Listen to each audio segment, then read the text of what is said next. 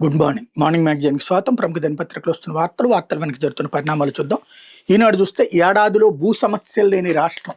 గత ప్రభుత్వ హయాంలో రికార్డుల వ్యవస్థ అతలాకుతలం. ఏడాదిలోగా సమగ్ర భూ సర్వే, బ్లాక్ చైన్ టెక్నాలజీతో రికార్డులకు రాజముద్ర, పాడి పరిశ్రమలో టెక్నాలజీ పరుగు, P4 విధానంతో పేదరికంపై యుద్ధం, మెగా సిటీలుగా విశాఖ, అమరావతి, తిరుపతి, నారావారిపల్లెలో ముఖ్యమంత్రి చంద్రబాబు. గత ప్రభుత్వ హయాంలో భూ రికార్డుల వ్యవస్థను పూర్తిగా అతలాకుతలం చేశారు. యథేచ్ఛగా 22 జాబితాలు చేర్చి గందరగోళం సృష్టించారు. ఆ వ్యవస్థ ప్రక్షాళనకు శ్రీకారం చుట్టాం. ₹1 అవినీతి లేకుండా ఏడాదిలోగా సమగ్ర సర్వే పూర్తి చేసి రికార్డులు QR కోడింగ్, బ్లాక్ చైన్ టెక్నాలజీతో రాజముద్ర వేస్తాం. ఇకపై భూ రికార్డులను ట్యాంపరింగ్ చేయడం ఎవరితరమో కాదు. 2027 నాటికి రాష్ట్రంలో భూ సమస్య అనేది లేకుండా చేయడం నా ముందున్న అతిపెద్ద బాధ్యత అని ముఖ్యమంత్రి చంద్రబాబు ఉద్ఘాటించారు. సంక్రాంతి సంబరాల్లో భాగంగా సొంతూరు నారావారిపల్లికి వచ్చిన ఆయన మీడియాతో మాట్లాడారన్నటువంటి వార్తని హైలైట్ చేశారు. ఈ ఉపన్యాసాలు చాలా అద్భుతంగా ఉంటాయి. ప్రతిసారి అన్ని ఇది పేదరికాన్ని వెంటనే పరిష్కరించేస్తారు, ఆయన విద్యని సమస్యని పరిష్కరించేస్తారు. మాటల్లో పరిష్కారం ఉంటుంది, పేపర్ హెడ్డింగ్లో పరిష్కారం ఉంటుంది, ఎప్పటిదక్కడే ఉంటుంది. దశాబ్దాల తరబడి సమస్య. ఇంకోటి, ప్రతిసారి పాత ప్రభుత్వాలను నిందించడం, తన ప్రభుత్వం గొప్పదిగా చెప్పుకోవడం అన్నటువంటి మరొక తెలివైనటువంటి ఎత్తుగడ వేస్తుంటారు. 2 ఏళ్ళు అయింది, ఏం పరిష్కరించారు? ఇప్పుడు ఈ రీసర్వే అనేటటువంటిది కేంద్ర ప్రభుత్వాన్ని జగన్ చేసింది కూడా అదే. అది చెయ్యబట్టి దాంట్లో 22A తోసింది ఎవరు? మనం. 22A నుంచి తీసింది ఎవరు? జగను. ఏదైతే 22A నుంచి దశాబ్దాలుగా ఉన్నటువంటి వాళ్ళందరికీ 20 ఏళ్ళు పైబడి జీవిస్తున్న జీవనం సాగిస్తున్న వాళ్ళందరికీ వాళ్ళ ఇళ్ళు వాళ్ళకిచ్చేసి, వాళ్ళ స్థలాలు వాళ్ళకిచ్చేసేటటువంటి విధానాన్ని, ఒక ఉత్తర్వులు తీసుకొచ్చింది జగను. దాన్ని ఆపేసి మళ్ళీ 22Aలోకి తోసేసింది చంద్రబాబు. కానీ పేరు మాత్రం జగన్కి మీదకి తీసుకువెళ్ళటం, తమ తప్పుల్ని కవర్ చేస్తూ ఎదుటి వాళ్ళని తప్పుడోళ్ళుగా చూపించడంలో సిద్ధాస్తులైనటువంటి రాజకీయం మరొకసారి నడుపుతున్నారు. ఇకపోతే యూనిట్ విద్యుత్కి ₹19 తగ్గింపు పక్కన ఒక ఆశ్చర్యార్థకం ఉంటుంది. అది చూసినప్పుడు మనం ఈ ₹19 తగ్గిపోయింది అనుకుంటాం. 3 ఏళ్లలో ఈ లక్ష్యం చేరేలా ప్రణాళిక. ఈ ఏడాది 29 తగ్గించింది ఇంధన శాఖ.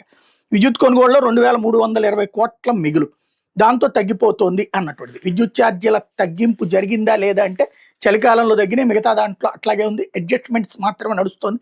ఇంతకుముందు ఎక్కువ తీసుకున్నది ఇప్పుడు రిటర్న్ ఇస్తున్నారు, అది ఒక ఆస్పెక్ట్. ఇప్పటికి కూడా గత అడ్జస్ట్మెంట్స్ అన్నటువంటి పేరుతో నడుపుతానే ఉన్నారు. అవి ఆపేస్తే ఒక్కొక్క బిల్లుకి మినిమం ₹50 నుంచి 500 నుంచి ₹1000, 2000 దాకా కూడా చాలా మందికి, వ్యాపారస్తులకి అయితే 2000 దాకా కూడా మిగులుతుంది. ఆ కింద ఏదైతే మొదట కరెంటు ఏడాది ఈ నెలలో ఎంత వాడామో అంతకే బిల్లు వేసిన రోజున మాత్రమే జనం నమ్ముతారు. ఈలోపు ఈ వార్తల ద్వారా నమ్మించడంలో అయితే సక్సెస్ అవ్వచ్చు. ఎందుకంటే మనకి వాడకం తగ్గి కరెంటు తగ్గినప్పుడు ఈ వార్తలు రాసుకొస్తారు. తద్వారా కరెంట్ ఏదో తగ్గించామన్నటువంటి భ్రమ కల్పిస్తుంటారు అనమాట. లేకపోతే నైపుణ్య శిక్షణ ఉద్యోగాల కల్పన. గత ఏడాది 10,000కి పైగా యువతకు ఉపాధి కల్పించినటువంటి సీడాప్, జర్మనీలో నర్సింగ్ ఎలక్ట్రీషియన్ ఉద్యోగాలు, DDUGKY అమల్లో దేశంలోనే ఏపీకి మొదటి స్థానం. ప్రకాశం జిల్లా కనిగిరికి చెందిన అశోక్ కుమార్ MCA చదువుకున్న, నైపుణ్యాలు లేకపోవడంతో ఉద్యోగం పొందలేకపోయారు. రాష్ట్ర ఉద్యోగ కల్పన వ్యవస్థాపక సంస్థ సీడాప్ నిర్వహించిన శిక్షణలో చేరిన ఆయన కమ్యూనికేషన్ నైపుణ్యాలు పొందడంతో ఇప్పుడు ఇన్ఫోసిస్లో 60,000 జీతంతో ఉద్యోగం సంపాదించాడు. ITI చదువుకున్న శ్రీకాకుళం జిల్లా మెలిపుట్టికి చెందిన సవర పవన్ కుమార్ సీడాప్ శిక్షణ పొందారు. ఇప్పుడు హైదరాబాద్లో బ్లింకెట్లో నెలకు 21,000 వేతనంతో ఉద్యోగం సంపాదించాడు అన్నట్టుంది. ఇక్కడే విచిత్రం ఏంటంటే బ్లింకెట్లో 21,000 ఉద్యోగం నైపుణ్యంతో వస్తుంది. ఆల్రెడీ ఆ సబ్జెక్ట్ ఉన్నోడికే ఇస్తారు దాంట్లో. కాకపోతే ఇందులో వచ్చిన వాళ్ళందరికీ మా వల్లనే అని చెప్తున్నటువంటిది బాగుంది. మొత్తం మీద అయితే కొంత ఏదో ఒక ప్రయత్నం జరుగుతోంది. లేకపోతే 18,000 కోట్లతో గ్రీన్ అమ్మోనియా ప్రాజెక్ట్ కాకినాడలో ఏర్పాటు చేస్తున్నటువంటి AM గ్రీన్ సంస్థ నేడు శంకుస్థాపన చేయనున్న చంద్రబాబు, పవన్ కళ్యాణ్. రాష్ట్రంలో అతిపెద్ద గ్రీన్ హైడ్రోజన్ ఆధారిత గ్రీన్ అమ్మోనియా ప్రాజెక్ట్ కాకినాడలో ఏర్పాటు కానుందని ప్రభుత్వం పేర్కొంది. గ్రీన్కో గ్రూపునికి చెందినటువంటి AM గ్రీన్ సంస్థ ఏర్పాటు చేసే ప్రాజెక్ట్ ద్వారా జర్మనీ, జపాన్, సింగపూర్కి గ్రీన్ అమ్మోనియా ఎగుమతి చేయబోతోంది. ప్రాజెక్ట్ నిర్మాణానికి సుమారు 18,000 కోట్లు, $2 బిలియన్ పెట్టుబడి సంస్థ పెట్టబోతోంది. CM Chandrababu, deputy CM Pawan Kalyan శనివారం ఈ పనులకు శంకుస్థాపన చేయబోతున్నారు అన్నటువంటి వార్తని హైలైట్ చేస్తారు. ఇందులో చిన్న లాజిక్, చిన్న కాదు, చాలా పెద్ద గేమ్. ఇది కేంద్ర ప్రభుత్వం అంతర్జాతీయ సంస్థలతో దేశంలో వివిధ ప్రాంతాల్లో పెట్టుబడులు పెట్టించడానికి చేస్తున్నటువంటి ప్రయత్నాల్లో భాగంగా ఆంధ్రప్రదేశ్కి ఇప్పుడు గూగుల్ పెట్టుబడి అయిన అదానీతో లింకప్ చేసి, అట్లాగే ఇప్పుడు ఇదైనా సరే. కాకపోతే దీంతో సమస్య ఏంటంటే వీళ్ళకి సమగ్ర సమాచారం రావట్లేదు. కాబట్టి అది మేమే అని ముద్రేసుకునేటటువంటి క్రమంలో గబక్కన బయటపడిపోతున్నటువంటి పరిస్థితుంది. ఇప్పుడు అదానీ డేటా సెంటర్ విషయంలో సక్సెస్ అయ్యారు. అదానీ వాళ్ళకి డేటా సెంటర్ జగన్ టైంలో ఇస్తే దాంతో గూగుల్ అదానీతో ఒప్పందం పెట్టుకుంటే లేదు మా వల్లనే అని చెప్పుకొచ్చారు. ఫైనల్గా వచ్చేటప్పటికి ఇటు వైసీపీ ప్రొజెక్ట్ చేసుకొచ్చింది. ఇంకొకటి అది ఫైనల్గా అదానీకే రాసిచ్చారు ముందు గూగుల్ అని రేపు చెప్పినా సరే. ఆ, కానీ ఈలో ప్రచారంలో సక్సెస్ అయ్యారు. ఈ విషయంలో మాత్రం మిస్సింగ్ ఎక్కడైందంటే నిన్న లోకేష్ ట్వీట్ చేశారు, $10 బిలియన్ పెట్టుబడి కాకినాడకి రాబోతుంది, సాయంత్రానికి వివరాలు వెల్లడిస్తానని. ఇప్పుడు చూస్తే $2 బిలియన్ అన్నటువంటి. అంటే ఏంటి, సరైన సమాచారం లేదు వీళ్ళ దగ్గర. కేంద్ర ప్రభుత్వం ఇవాళ ఇనాగరేషన్ అయితే చంద్రబాబు గారు పవన్ కళ్యాణ్ గారు చేస్తారు, శంకుస్థాపన అయితే. బట్ అది కేంద్రానికి సంబంధించినటువంటి అంశం, దానికి సజీవమైనటువంటి సాక్ష్యం అడ్వర్టైజ్మెంట్, కేంద్ర ప్రభుత్వానికి సంబంధించినటువంటి అడ్వర్టైజ్మెంట్ వేసుకుని వచ్చారనమాట ఇక్కడ. ఇది కేంద్ర ప్రభుత్వం ఫాలో అప్ చేస్తున్నటువంటి వ్యవహారం. బట్ ఆంధ్రప్రదేశ్లో పెట్టుబడి పెట్టినప్పుడు ఆంధ్రప్రదేశ్ ప్రభుత్వానికి కూడా వస్తుంది. అయితే ఇక్కడ సమన్వయ లోపం కనబడుతుంది, ఓసారి వీళ్ళు ఆలోచించుకోవాలి. అట్లాగే ఇది చెప్పుకోవాల్సింది భారతీయ జనతా పార్టీ పెద్దదని, అది చెప్పుకోలేకపోతుంది. ఓవరాల్గా ఆంధ్రాలో ఈ భారీ పెట్టుబడి అన్నటువంటి చాలా అద్భుతమైనటువంటి అంశం. ముందు నుంచి మనం చెప్పుకుంటున్నటువంటి గుజరాత్ ఎట్లయితే సాగర తీరం డెవలప్ అయిందో, ఇప్పుడు అట్లాగే కాకినాడ తీరంలో డెవలప్మెంట్, ఇది కీ పాయింట్. లేకపోతే పాడేరు గిరుల్లో కాఫీ సిరులు అంటూ రానున్న 5 ఏళ్లలో పాడేరు ఏజెన్సీ పరిధిలో కాఫీ సాగును ప్రభుత్వం విస్తృతంగా చేపట్టబోతుంది. 1,00,000 ఎకరాల పంటను విస్తరించబోతుంది. ఇందుకు ముఖ్యమంత్రి చంద్రబాబు ఆమోదం తెలిపారు. ప్రస్తుతం పాడేరు ఐటీడీఏ పరిధిలోని పాడేరు, అరకు వ్యాలీ, చింతపల్లి ప్రాంతాలు 2.58 లక్షల ఎకరాల్లో కాఫీ సాగు చేస్తున్నారు. రైతులను ప్రోత్సహించి మరో 1,00,000 ఎకరాల్లో ఈ పంటను విస్తరించబోతున్నారు. ఇది కాకుండా కాఫీ పంట పునరుద్ధరణ కింద 75,000 ఎకరాల్లో సాగును చేపట్టబోతున్నారు. మొత్తం ప్రాజెక్టు వ్యయం 202 కోట్లు. కాఫీ సాగులో ప్రస్తుతం దేశంలో కర్ణాటక, కేరళ తర్వాత ఆంధ్రప్రదేశ్ 3వ స్థానంలో ఉంది. 2031 నాటికి సాగును విస్తరింపజేసి తద్వారా రాష్ట్రాన్ని 2వ స్థానంలో నిలపాలన్నది ప్రభుత్వ లక్ష్యం అన్నటువంటి వార్తని హైలైట్ చేశారు. 1వ స్థానంలో నిలబెడితే ఎవరన్నా వద్దంటారా? 1వ స్థానానికి ఏం చేసుకోవాలి కానీ 2వ స్థానానికి ఏం చేసుకోవడం. బట్ ఇది ఒక మంచి ఆలోచన, ప్రభుత్వం మంచి పని చేస్తుంది. లేకపోతే తిరుమలలో శ్రీవారి పార్వేట ఉత్సవం హైలైట్ చేశారు. మరోవైపు తల్లి కుమారుల అక్రమ దందా, 204 కోట్లు, విలాసవంతమైన జీవితం, దుబాయ్ ముఠాతో సంబంధాలు, అక్కడే బెట్టింగ్లు, క్రిప్టో కరెన్సీ వ్యవహారాలు, పేదల ఖాతాల్లో కోట్ల కొద్ది బెట్టింగ్ సొమ్ము, అదంతా డ్రా చేసుకునే తల్లి కుమారులే. భర్త కరోనా సమయంలో మరణించడంతో షబానా అబ్దుల్ భారీ కుటుంబ పోషణకి అడ్డదారిని ఎంచుకుంది. తల్లి చూపిన మార్గంలో సులువుగా డబ్బు చేతికి అందుతోందని తాను చదువుతున్న బేకాం కోర్సును మధ్యలోనే వదిలిన 22 ఏళ్ల మహమ్మద్ ఉజైఫ్ ఏడాది తిరగకుండానే లక్షలు సంపాదించాడు. బెంగళూరు జేపీ నగర్లో ఖరీదైన అపార్ట్మెంట్కి నెలకి 60,000 అద్దె చెల్లించేవాడు. అతను ధరించే బోట్ల ధర 1,00,000 కాగా చేతి గడియారం విలువ 15 లక్షల పైమాటే. తల్లి కుమారుల అక్రమ వ్యాపారాన్ని బెంగళూరు పోలీసులు బయటపెట్టారు. నగర పోలీస్ కమిషనర్ హిమంత్ కుమార్ సింగ్ నేతృత్వంలో సైబర్ పోలీసులు పొందిన ఢిల్లీ పోలీసుల సాయంతో తల్లి కుమారులతో పాటు దుబాయ్లోని సైబర్ ముఠా వ్యవహారాలను ఛేదించింది. వాళ్ళు వెల్లడించిన వివరాలు ఎలా ఉన్నాయి?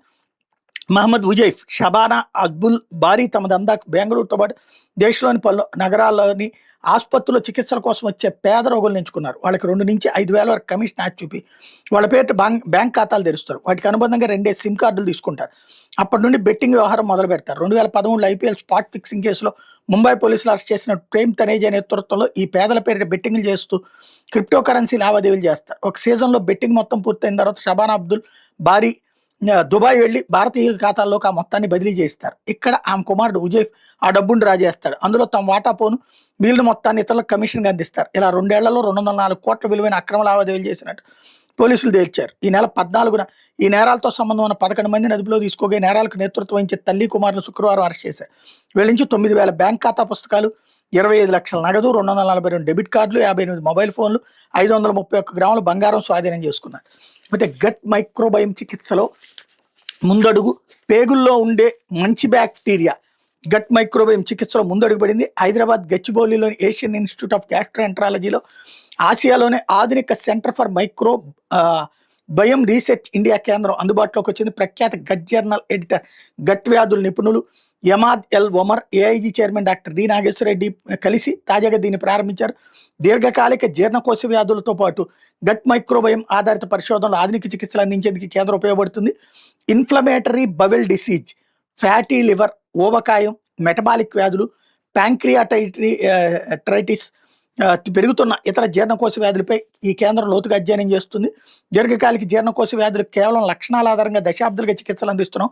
గట్ మైక్రోబయం అధ్యయనం ద్వారా వ్యాధిని అర్థం చేసుకుని పెరుగుదలను అంచనా వేసి ఖచ్చితమైన చికిత్సలు అందించడానికి ఒక గొప్ప అవకాశం లభిస్తుంది.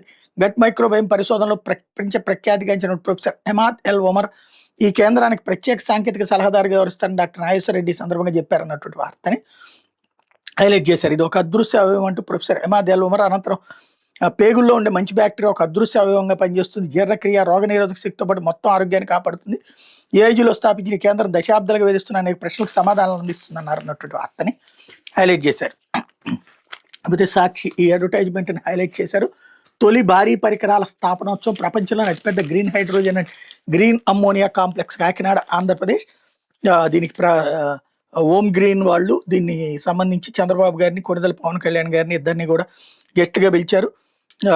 ఇది అమ్మోనియా ఫెసిలిటీ కాకినాడ ఆంధ్రప్రదేశ్లో 11 గంటలకు శంకుస్థాపన జరగబోతోంది. ప్లాంట్ కోసం $2 బిలియన్ అమెరికన్ డాలర్ల పెట్టుబడి, అట్లాగే పునరుత్పాదక ఇంధనం అండ్ స్టోరేజ్ కోసం అదనంగా $8 బిలియన్ పెట్టుబడిని ప్రోత్సహించే భారతదేశ మొట్టమొదటి ఇంధన ఎగుమతి ప్రాజెక్టు. FID అంటే తుది పెట్టుబడి నిర్ణయం పూర్తి చేయబడింది. అంటే అయితే $10 బిలియన్ కరెక్టే, ఇది లోకేష్ చెప్పినటువంటిది. 2 ప్లాంట్ కోసం ఇందులో $2 బిలియన్ ఏమో ప్లాంట్ కోసం పెట్టుబడి, అట్లాగే పునరుత్పాదక ఇంధనం అంటే ఈ ఎలక్ట్రిసిటీకి సంబంధించి సోలార్, విండ్ ఇట్లాంటి వాటికి $8 బిలియన్, టోటల్గా $10 బిలియన్ అనమాట.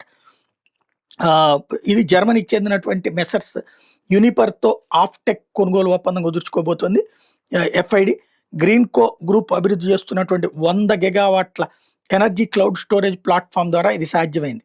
ఇదివరకు ఇదే గ్రీన్ కో, షిర్డీ సాయి వీళ్ళిద్దరి మీద పచ్చి బూతులు, పచ్చి అబద్ధాల వార్తలు దశాబ్దాల తరబడి రాశారు.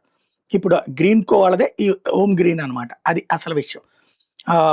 ఏడాదికి 1.5 మిలియన్ టన్నుల గ్రీన్ అమ్మోనియా సామర్థ్యం మరియు 1950 మెగావాట్ల ఎలక్ట్రోలైజర్ సామర్థ్యం. గ్రీన్ సంస్థ 2032 నాటికి 5 MTPA గ్రీన్ అమ్మోనియాను ఉత్పత్తి చేయాలని లక్ష్యంగా పెట్టుకుంది. ఇది భారత జాతీయ గ్రీన్ హైడ్రోజన్ మిషన్ లక్ష్యాలకి 20% తోడ్పడుతుంది. ఇది వరల్డ్ ఎకనామిక్ ఫోరం యొక్క ట్రాన్సిషనింగ్ ఇండస్ట్రియల్ క్లస్టర్స్ ఇనిషియేటివ్లో భాగం అన్నటువంటి విషయాన్ని అడ్వర్టైజ్మెంట్లో హైలైట్ చేశారు. సాక్షిలో ఇచ్చారంటేనే వీళ్ళకి వైసీపీతో కూడా సంబంధాలు బలంగానే ఉన్నాయి. ఎందుకంటే గ్రీన్ కో కాబట్టి. గ్రీన్ కో అన్నటువంటి దాన్ని ఇంతకుముందు వైసీపీ టైంలో ప్రోత్సహించారు. అప్పట్లో వీళ్ళు బురద చల్లారు. ఇకపోతే బరుల వద్దే క్యాసినోలు, జూదాల జాతర. అధికార టీడీపీ, జనసేన ప్రజాప్రతినిధులు, నేతల పర్యవేక్షణ. 100 కోట్ల ముడుపులు వసూలు చేసి జోదాలకు పచ్చజెండా, పండగను సైతం ఆదాయ వనరుగా మార్చుకుని టీడీపీ ఎమ్మెల్యేలు కనివేరు స్థాయిలో పేకాట, గుండాట, ఇతర జోద క్రీడలు, క్యాసినోలు, గోవా నుంచి క్లబ్ డాన్సర్లను రప్పించిన నిర్వాహకులు, స్టేడియం తరహాలో సిట్టింగు, ఏసీ గదులు, LED స్క్రీన్లు, కార్వాన్లు, బౌన్సర్లతో హంగామా, IPLను తలపించేలా పందేల బరుల వద్ద రెట్టింపు ధరలకు మద్యం, యథేచ్ఛగా అశ్లీల నృత్యాలు, కన్నెత్తి చూడని పోలీసు యంత్రాంగం, కోర్టు ఆదేశాలు, బేఖాతరు, సంక్రాంతి సంబరాలంటూ ఎల్లో మీడియా మభ్యపుచ్చే ప్రయత్నాలు. అదే కొడాలి నాని విషయంలో అయితే మీడియా అంతా మీదబడి అక్కడ అందులోకి వచ్చినటువంటి వాళ్ళ మీద ఫోటోలు, వీడియోలు రచ్చ చేశారు. అసలు అతన్ని ఏళ్ల తరబడి క్యాసినో నాని అని చెప్పుకొచ్చి పొంకాను స్టోరీ రాశారు. ఇప్పుడేమో ఓపెన్ బరులు, ఇప్పుడు చేస్తే శృంగారం, అప్పుడు చేస్తే వ్యభిచారం. ఇకపోతే బాబు సర్కార్ మైక్రో బ్రోవరీలు అంటూ మున్సిపల్ కార్పొరేషన్ పరిధి దాటి ఏర్పాటుకు అనుమతి. పర్యాటక ముసుగులో అస్మదీయులకు స్పందారం. టీడీపీ మద్యం సిండికేట్ మరో నజరానా. టీడీపీ మద్యం సిండికేట్ ఆడింది ఆట, పాడిందే పాటగా మారింది. ప్రైవేట్ మద్యం దుకాణాలు, బార్లను అడ్డగోలుగా టీడీపీ సిండికేట్ కట్టబెట్టిన చంద్రబాబు సర్కార్ అడ్డగోలు దోపిడీకి అడ్డోదుపు లేకుండా అనుమతులు జారీ చేస్తోంది. ఊరువాడ బెల్ట్ షాపులతో మద్యాన్ని ఏరులై పారిస్తోంది. చాలక నకిలీ మద్యం తయారీని రాష్ట్రంలో కుటీర పరిశ్రమగా మార్చేంది. ఇప్పటికే మద్యం ధరల పెంపు, బార్లపై అదనపు రిటైల్ ఎక్సైజ్ ట్యాక్స్ రద్దు చేయగా తాజాగా మైక్రో బ్రోవరీ ఏర్పాటుకు తలుపులు బార్లా తెరిచింది. తద్వారా రాష్ట్రం ఎక్కడ పడితే అక్కడ బీర్ తయారీకి అనుమతులు ఇచ్చేసింది. పర్యాటక ముసుగులో పక్కాగా కథ నడిపించింది. ఈ మేరకు చట్ట సవరణ చేస్తాం, అస్మదీయులకి కాసుల పంట పండించడానికి మార్గం సుగమం చేసింది అన్నట్టు వార్తని హైలైట్ చేశారు. లేకపోతే వైఎస్ఆర్సీపీ దళిత కార్యకర్త దారుణ హత్య. పిన్నెల్లిలో సాల్మన్పై ఇనపరాడ్లతో దాడి చేసిన టీడీపీ గుండాలు తీవ్రంగా గాయపడి 6 రోజుల పాటు మృత్యుతో పోరాటం. బాధితుడిపైన కేసు నమోదు, చికిత్స పొందుతూ మృతదేహాన్ని స్వగ్రామం పల్నాడు జిల్లా పిన్నెల్లికి తీసుకెళ్లిన కుటుంబ సభ్యులు. కొత్త వాళ్ళు ఎవరు గ్రామంలోకి రాకుండా చుట్టుముట్టిన పోలీసులు. గ్రామస్తులు ఎవరు మృతుడి ఇంటికి వెళ్లకుండా బందోబస్తు. వీధిన బ్యారికేడ్లు, అధిక సంఖ్యలో పోలీసులు అన్నటువంటిది హైలైట్ చేశారు. లేకపోతే పాలించడానికి మీరు అర్హులేనా. రెడ్ బుక్ రాజ్యాంగం ముసుగులో హత్య రాజకీయాలు, కక్షపూర్తి రాజకీయాల ఫలితంగా వైఎస్ఆర్సీపీ కార్యకర్త మందా సాల్మన్ హత్య. భార్యను చూడడానికి వచ్చిన దళితుడిపై ఇనపరాడ్లతో దాడి. పొలిటికల్ గవర్నెన్స్ పేరుతో శాంతి భద్రతల ధ్వంసం. తగిన మూల్యం తప్పకుండా చెల్లించాల్సి ఉంటుంది. సాల్మన్ కుటుంబానికి వైఎస్ఆర్సీపీ అండగా ఉంటుందంటూ జగన్ స్టేట్మెంట్ హైలైట్ చేశారు. అయితే సర్కార్ నిర్లక్ష్యానికి మరో ఆశ్రమ విద్యార్థిని బలి. సర్కార్ నిర్లక్ష్యానికి మరో ఆశ్రమ పాఠశాల విద్యార్థిని బలైంది. సకాలంలో వైద్యం అందక అసూలు బాసింది. సంక్రాంతికి తల్లిదండ్రులతో ఆనందంగా గడపాలని వచ్చిన కుమార్తె పండగ రోజు అనారోగ్యం పాలే మరణించడంతో తల్లిదండ్రులు గుండెల విషయాలు రోధిస్తున్నారు. ఏడాదిన్నరగా వరుస ఆశ్రమ పాఠశాలలో మరణాలు సంభవిస్తున్న సర్కార్ నిమ్మక నీరెత్తినట్టు వ్యవహరిస్తోంది. గిరిజన బాలల ప్రాణాలను బలిపేటం ఎక్కిస్తోంది. ఆటోలో పెదబయలు PHCకి తరలిస్తే పరిస్థితి విషమించడంతో పాడేరు జిల్లా ఆసుపత్రికి రిఫర్. పాడేరు ఆసుపత్రికి వెళ్లేందుకు అందుబాటులో లేని 108 సంక్రాంతి పండుగ వేళ కౌరుపల్లి గ్రామంలో పెను విషాదం. చంద్రబాబు అధికారం చేపట్టాక ఆశ్రమ పాఠశాలలో మరణ మృదంగం అన్నటువంటి వార్తని హైలైట్ చేశారు. అయితే ఇక్కడ సాధారణంగా పోలీసులు కానీ ప్రభుత్వం కానీ ఏం చెప్తుంటే అమ్మాయి ఇంటికి వెళ్ళాక చనిపోయింది కాబట్టి వాళ్ళదే బాధ్యత అన్నటువంటి పాయింట్ చెప్తారు. అయితే ఇరాన్పై దాడులు లేనట్లే పూర్తి సంయమనం పాటించాలని అమెరికాను కోరిన మధ్యప్రాచ్య దేశాలు. సైనిక చర్యకు దిగితే ఆర్థిక వ్యవస్థ అస్తవ్యస్తంగా మారుతుందని ఆందోళన. ఇరాన్పై దాడుల ఆలోచన లేదని అమెరికా అధ్యక్షుడు ట్రంప్. మరోవైపు కుదుట పడని ఇరాన్ కొనసాగుతున్న నిరసనలు అన్నటువంటి వార్తని హైలైట్ చేశారు. ఇక్కడ అమెరికా నమ్ముకుని రోడ్డెక్కినటువంటి ఆందోళనకారులు ఇవాళ ప్రాణాలు కోల్పోతున్నారు, ఉరివేయబడుతున్నారు, కాల్చి చంపబడుతున్నారు. లేకపోతే బయట బరుల వద్దే క్యాసినోలు, జూదాల జాతర అంటూ రాష్ట్ర వ్యాప్తంగా కనివినెరుగని స్థాయిలో జూద క్రీడలో మద్యం ప్రవాహం అన్నటువంటి వార్తని హైలైట్ చేశారు. లేకపోతే నాటిక మానవ జీవితానికి దర్పణం అంటూ హైకోర్టు న్యాయమూర్తి జస్టిస్ బొప్పూడి కృష్ణమోహన్. సినిమాతో సమానంగా నాటకానికి ప్రాధాన్యత కల్పించాలి. దర్శకుడు అనిల్ రావిపూడి. యుద్ధనపూడిలో తెలుగు రాష్ట్రాల నాటిక పోటీలు ప్రారంభం అన్నటువంటిది హైలైట్ చేశారు. లేకపోతే ఇదే చివరి అవకాశం అంటూ 2 వారాల్లోగా నిర్ణయం తీసుకోవాల్సింది. ఫిరాయింపు ఎమ్మెల్యేల వ్యవహారంపై తెలంగాణ స్పీకర్కు సుప్రీంకోర్టు ఆదేశం. బీఆర్ఎస్ నుంచి కాంగ్రెస్లోకి ఫిరాయించినట్టు ఆరోపణలు ఎదుర్కొంటున్నటువంటి మొత్తం 10 మంది ఎమ్మెల్యేలు చివరి 3 ఎమ్మెల్యేలకు సంబంధించిన అనర్హత పిటిషన్ల విచారణ అసెంబ్లీ స్పీకర్ ఇంకా ముగించకపోవడంపై సుప్రీంకోర్టు తీవ్ర ఆగ్రహం వ్యక్తం చేసింది. ఇదే చివరి అవకాశం అని మిగిలిన అనర్హత పిటిషన్పై 2 వారాలుగా నిర్ణయం తీసుకోవాల్సిందేనంటూ అల్టిమేటం జారీ చేసింది. ఈ అంశంపై నిర్ణయం తీసుకోవడానికి 8 వారాలు గడువు ఇవ్వాలంటూ స్పీకర్ కార్యాలయం చేసిన విజ్ఞప్తిని తోసిపుచ్చింది. స్పీకర్ తీసుకోబోయే నిర్ణయాలతో పాటు ఇప్పటివరకు జరిగిన పురోగతిపై తదుపరి విచారణకి నివేదిక సమర్పించాలని స్పష్టం చేసింది. బీఆర్ఎస్ ఎమ్మెల్యేలు పాడి కౌశిక్ రెడ్డి, కేటీఆర్ దాఖలు చేసిన పిటిషన్లపై శుక్రవారం విచారణ చేపట్టిన justice Sanjay Karol, justice Augustine George మసీతో కూడిన సుప్రీం ధర్మాసనం ఈ మేరకు ఆదేశాలు జారీ చేసింది. అంతకుముందు ఈ పిటిషన్పై విచారణ సందర్భంగా ఇరుపక్షాలు వాడివేడిగా వాదనలు వినిపించాయి అన్నటువంటి వార్తని హైలైట్ చేశారు. లేకపోతే ఆంధ్రజ్యోతి క్లీన్ ఎనర్జీలో మరో చరిత్ర అంటూ కాకినాడలో గ్రీన్ అమ్మోనియా ప్రాజెక్ట్ ప్రపంచంలోనే పెద్దది, దేశంలోనే మొదటిది. నేడు భారీ యంత్రాల ఏర్పాటుకు శ్రీకారం. హాజరు కానున్న CM Chandrababu, deputy CM Pawan. 1.5 MTPA ఉత్పత్తి సామర్థ్యంతో ఏర్పాటు. దేశంలోని తొలి ఇంటిగ్రేటెడ్ గ్రీన్ ఎనర్జీ ప్లాంట్. 7.5 గిగావాట్ల సోలార్, విండ్ ఎనర్జీ కూడా 2 గిగావాట్ల పంపుడు స్టోరేజ్ ప్లాంట్ ఏర్పాటు. 3 దేశాల్లో మొత్తం 90,000 కోట్ల పెట్టుబడి.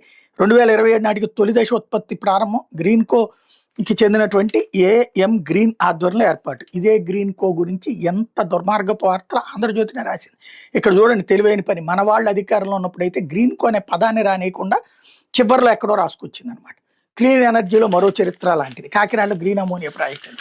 అదే ఇదివరకటి రోజుల్లో అయితే కనుక డైరెక్ట్గా ఈ గ్రీన్ కో అనేటటువంటి పేరు మీద అడ్డదిడ్డమైన ఆరోపణలతో కూడిన కథనాలు రాసుకొచ్చారు. అప్పుడేమో గ్రీన్ కో దుర్మార్గం, ఇప్పుడేమో సన్మార్గం అనమాట. లేకపోతే అందరి ఆనందమే లక్ష్యం అంటూ 2027 నాటికి భూ సమస్యలు ఉండవు సీఎం. అదే ఇప్పుడు నాకు సవాల్, బాధ్యత కూడా అన్నటువంటి వార్తని హైలైట్ చేశారు. తిరుపతిలో ఏపీ ఫస్ట్ అతిపెద్ద పరిశోధనా కేంద్రం అంటూ పలు యువత భవితకు భరోసా, పలు కీలక రంగాల్లో శిక్షణ. ఏరోస్పేస్, డిఫెన్స్, ఐటీ సలహాదారులతో సీఎం సమావేశం. ఏపీ ఫస్ట్ ఏర్పాటుకు ఆమోదం. డ్రోన్ వ్యవస్థపై మరింత అధ్యయనం, అన్ని విభాగాల్లో డ్రోన్ సేవలు అన్నటువంటిది హైలైట్ చేశారు. కోట్లల్లో కోత, ఇది కూడా అదే ఇదివరకు జగన్ టైంలో అయితేనేమో క్యాసినోలతో దుర్మార్గం అన్నటువంటిది రాసుకొచ్చారు. ఇప్పుడేం కోట్లల్లో దాదాపు 2,000 కోట్ల పందాలు. పండగ 3 రోజులు బరిలోనే గోదావరి. తెలంగాణ వాసుల రాకతో జోష్. పశ్చిమలో 300 కోట్లు. గుండాట, పేకాట, జాతర 500 కోట్లు. 800 కోట్లు రాబట్టిన కృష్ణ. బాపట్లో 200 కోట్ల పందాలు. తాడేపల్లిగూడెంలో ఒక పందెంకి 1,53,00,000. ఇవన్నీ గొప్పగా రాసుకొచ్చారు. ఆ రోజున ఎంత అరాచకం జరిగిపోయింది అన్నటువంటిది రాసుకొచ్చారు. అప్పుడు చేస్తే వ్యభిచారం, ఇప్పుడు చేస్తే శృంగారం. లేకపోతే మైనస్ మార్కులతో పీజీ ప్రవేశాల అన్నటువంటి వార్తని హైలైట్ చేశారు. వైద్య విద్య నాణ్యతపై నీడలు, మిగిలేవి నాన్ క్లినికల్ సీట్లే. ప్రైవేట్లోనే అధికం, ఉత్తరాదిని ఎక్కువగా ఈ పరిస్థితి. పీజీ వైద్య విద్యలో ప్రవేశానికి -40 మార్కులను కటాఫ్గా నిర్ణయిస్తూ జాతీయ వైద్య కమిషన్ తీసుకున్న నిర్ణయంపై సర్వత్రా విమర్శలు వెలువెత్తున్నాయి. దేశవ్యాప్తంగా సుమారు 18,000కు పైగా పీజీ సీట్లు మిగిలిపోవడంతో వాటిని భర్తీ చేయాలనే ఉద్దేశంతో NMC నిర్ణయం తీసుకున్న సంగతి తెలిసి, అయితే దీనిపై వైద్య రంగ నిపుణులు తీవ్ర ఆందోళన వ్యక్తం చేస్తున్నారు అన్నటువంటి వార్తని హైలైట్ చేశారు. ఇది ఈ దినపత్రికలో వచ్చినటువంటి వార్తలు వెనకాల జరుగుతున్న పరిణామాలు.